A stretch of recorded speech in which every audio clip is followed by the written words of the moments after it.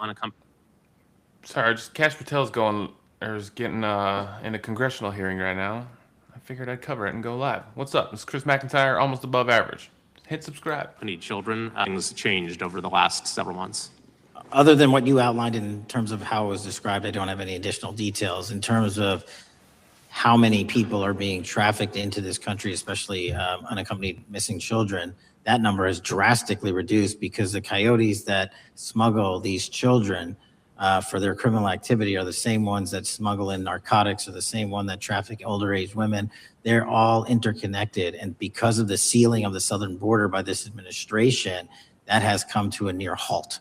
That is a very important point, that we have seen far fewer victims of human trafficking because we finally prioritized border security.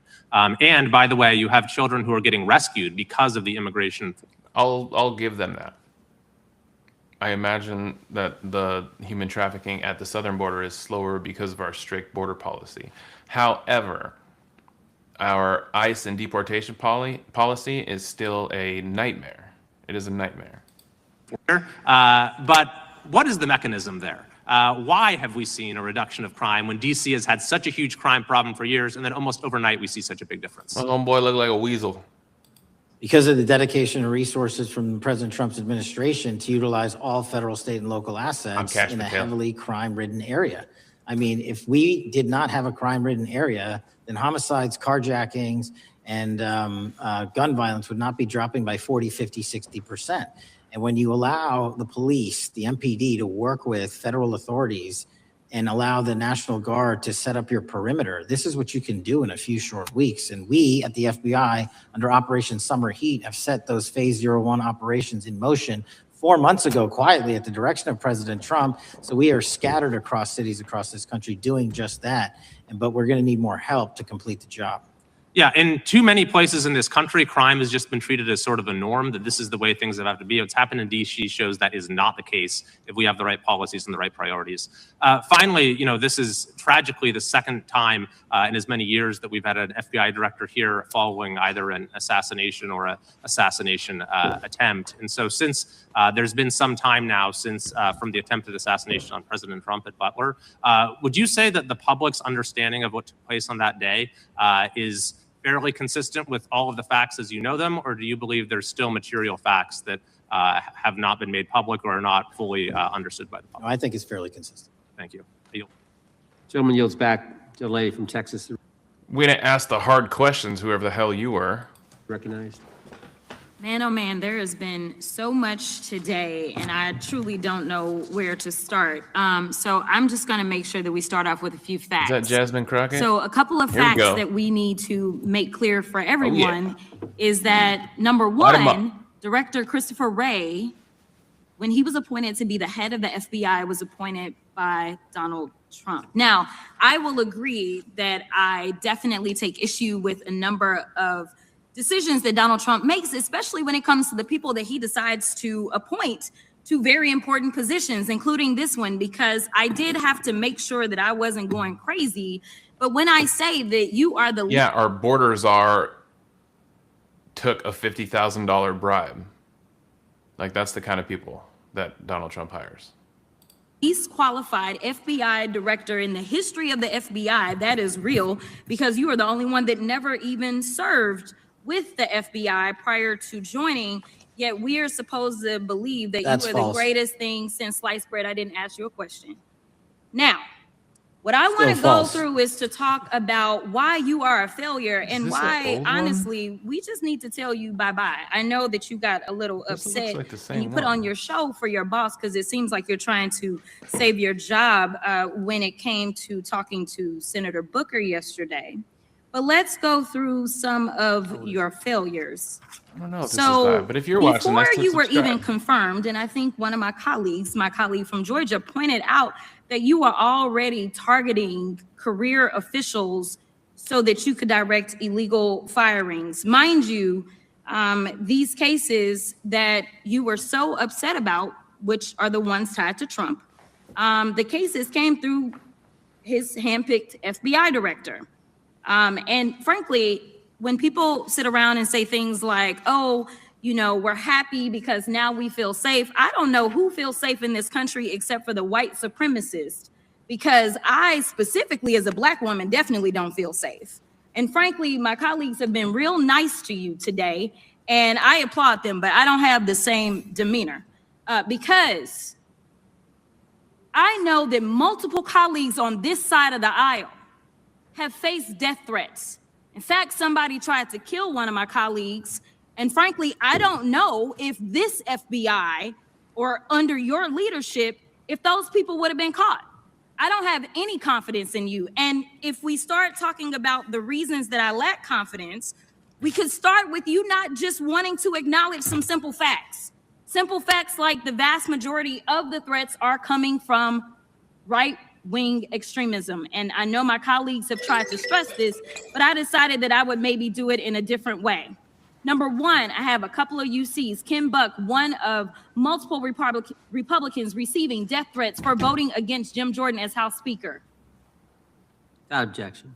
Another one, Republican lawmaker says she received death threats after voting against Jim Jordan in Speaker's race. Without objection.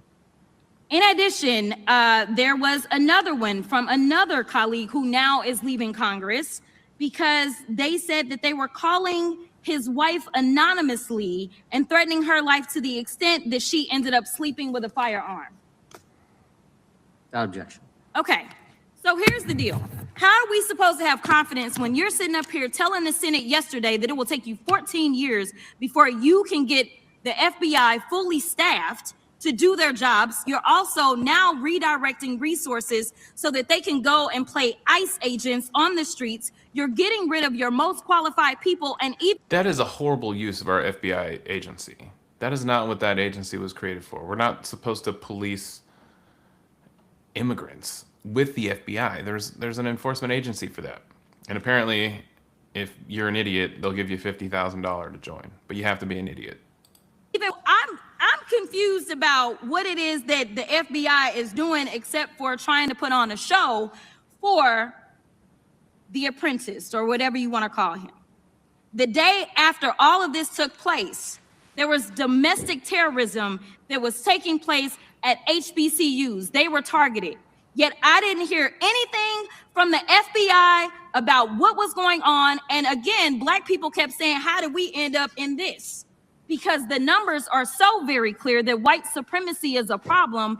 And honestly, I've not heard anything out of you today that makes me believe that you're going to do anything about the white supremacy problem, the one that is leading to children being killed, children being shot, as well as members of their community as they're worshiping in their churches. The time of the gentlelady has expired. If the gentleman would like to respond to any of that. Well, I mean, I'll respond. Kash Patel, as I said when I introduced him, public defender, former prosecutor, top staffer on the House Intelligence Committee, Deputy Director of National Intelligence with the National Security Council, Chief of Staff at the Department of Defense, and FBI Director. I think that's a pretty good resume for the guy who's now running the top law enforcement agency in our country. And we've seen all the stats that he's given to the committee on how much better they're doing at getting the bad guys Why are you cupping his balls, Jim Jordan? than the previous guy was doing. With that, I recognize the gentleman from South Carolina. Thank you, Mr. Chairman. Director Patel, I think you're witnessing some auditions, clickbait auditions for the Academy Award for my Democratic colleagues. We'll see how they fare. Sounds like he's going to cup his balls the whole time, too, whoever that is. As they're on MSNBC later on today. Do you care, before I launch into my line of questioning, to respond to Ms. Crockett from Texas on that very elaborate and theatric display? Here's what I've learned in my government service. I don't give a damn what they say about me as long as I'm succeeding in the mission. We're succeeding in the mission because the men and women of the FBI. This is the old one. I think I've seen this clip before. But, man, it is funny to watch him try to be a tough guy, isn't it? What a loser. I've never been empowered to do more work and to hit the streets harder than by President Trump's authorities and resources. Do you have a small jacket? Is there any females around? I got to make sure if there's cameras around, I have a very small FBI field jacket on. And we appreciate your service. We appreciate the results speak for themselves, I think, pretty plainly, and your commitment not only to results, You look like a cuck, Mr. Fry. but to transparency, so we do appreciate that. Director, No, we who don't. was John Durham? He was a former federal prosecutor, United States attorney, and ultimately appointed special counsel in the first Trump administration. Correct. And what there was a document that he released in his findings called the Durham Report. What was the Durham Report briefly, and what were the findings very briefly? It was every special counsel that's appointed produces a report to the Attorney General. Special counsel's Durham Report largely focused on Crossfire Hurricane and included extensive summary findings in classified and unclassified manner. And we released the classified version, finally declassifying it for the American public in this committee. Correct. And you released that in July of this year. I think so. Yes, sir. Isn't it true that in the classified Durham Annex, as it's referred to, that in 2016, the Obama administration obtained intelligence information from a source contained in two separate memoranda, one in January of 2016 and one in March. The two memoranda described confidential conversations between DNC Chair Debbie Wasserman Schultz and two individuals from the Soros Open Society Foundation. Isn't that true? As written in the report, I'll let it speak for itself.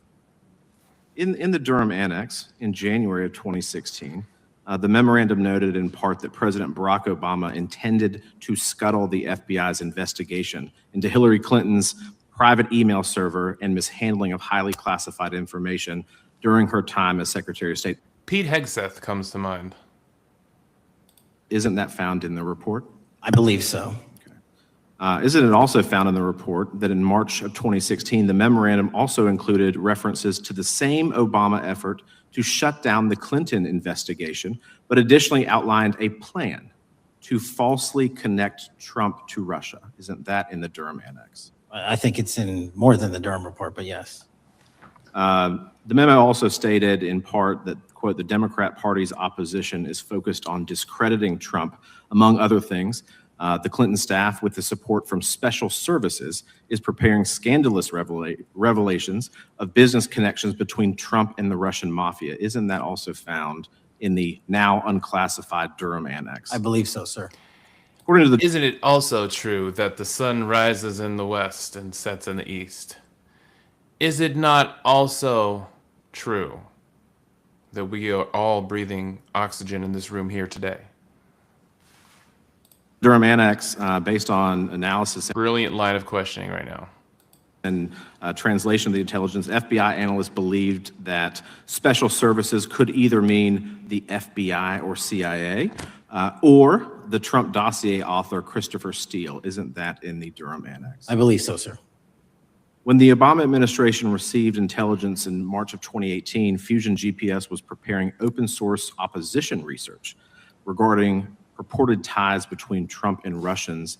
The research was paid by the Clintons campaign and the DNC. Isn't that open source and also in the Durham Annex? I believe both. Okay. And so in It sure looks like Trump is connected to Russia, though. Even though he's trying to paint the picture that he isn't, Donald Trump ordered our military members to roll out a red carpet on their knees for Vladimir Putin. He doesn't do anything good that could be seen as good to Ukraine or to Volodymyr Zelensky, the leader of Ukraine. He doesn't do anything special when he comes. In fact, he gets a lot of shit whenever he visits the Oval Office. It is very clear to see that he likes Russia a lot more personally, and that he definitely favors the aggressor in a war and gives them more leeway. That is very obvious, just like all these Republican cucks. Gentlelady from Texas recognized for unanimous consent. Yes, first one is Russia's ghostwriter hacker group takes aim at German election. This is from Politico. Objection. The next one is Director of National Intelligence, 30 days until election 2024, which specifically states that our assessments about activities and goals of Russia, Iran, and China are unchanged from earlier election security updates, and that they were meddling. Objection. And I've got three more. The last three are that how Russia is using artificial intelligence to interfere in elections. Moscow's attempts to interfere in US and other elections are nothing new, though their tactics and strategy are constantly evolving. Objection. The next one is Russian interference coming soon to an election near you. Russia pursues a systemic strategy of undermining elections and influencing public opinion in the West. EU and NATO countries must recognize that Moscow often acts through agents within their own borders and build resilience to such interference. What's the source? This one is carnegieendowment.org. Okay, without objection. Thank you. The gentlelady from North Carolina is recognized.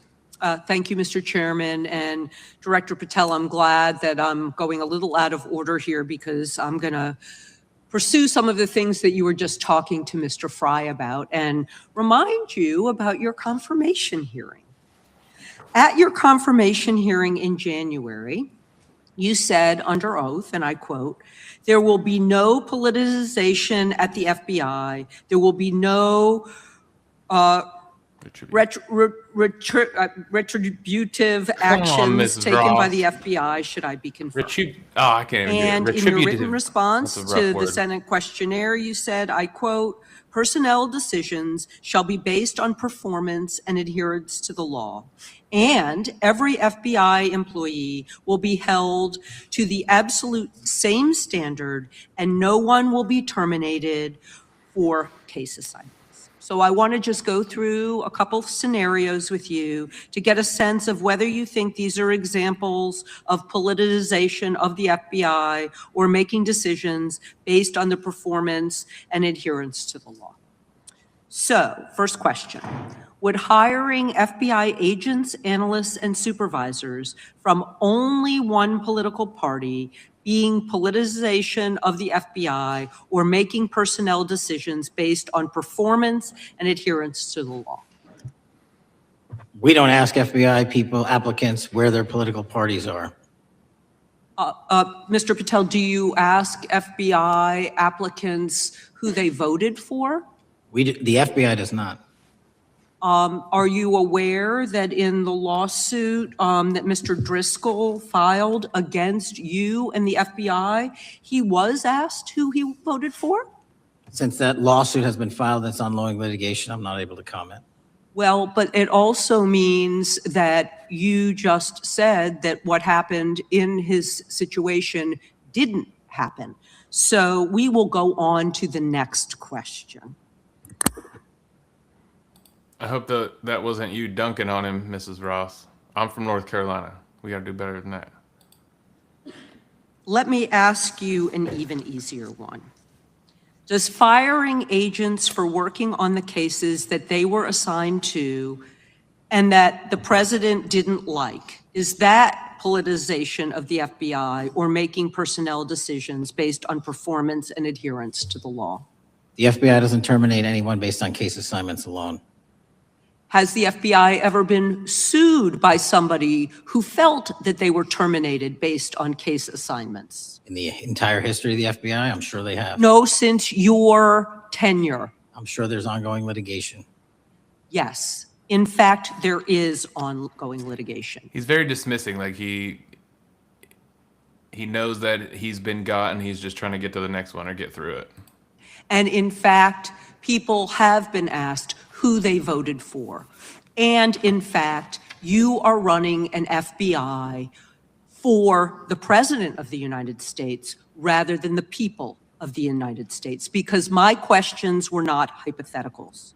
They are the things you have done during your tenure. And according to a lawsuit filed last week by long-term FBI agents, you fired former acting director Brian Driscoll.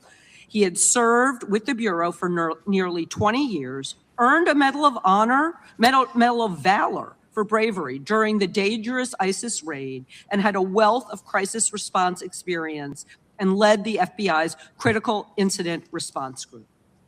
When the Trump administrations interviewed Mr. Driscoll for that role, they interrogated him about his political leanings and who he voted for in the last 5 elections.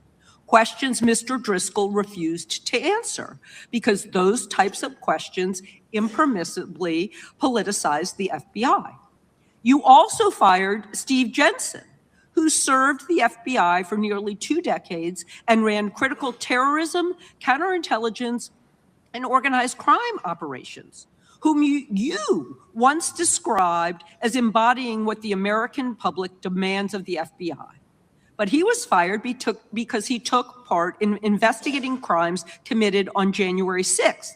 And Trump's MAGA base lambasted you online for keeping him at the FBI. So he's no longer at the FBI. You also fired a decorated combat veteran with decades I'm admiring her demeanor. It's cute.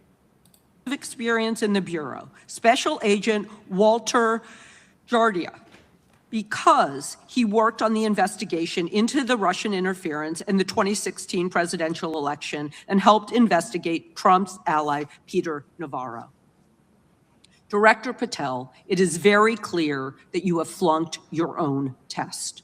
You've put saving your job, which I actually believe you were being honest about during your confirmation hearings. I didn't. I don't think a lot of us did. Did you really, Mrs. Ross?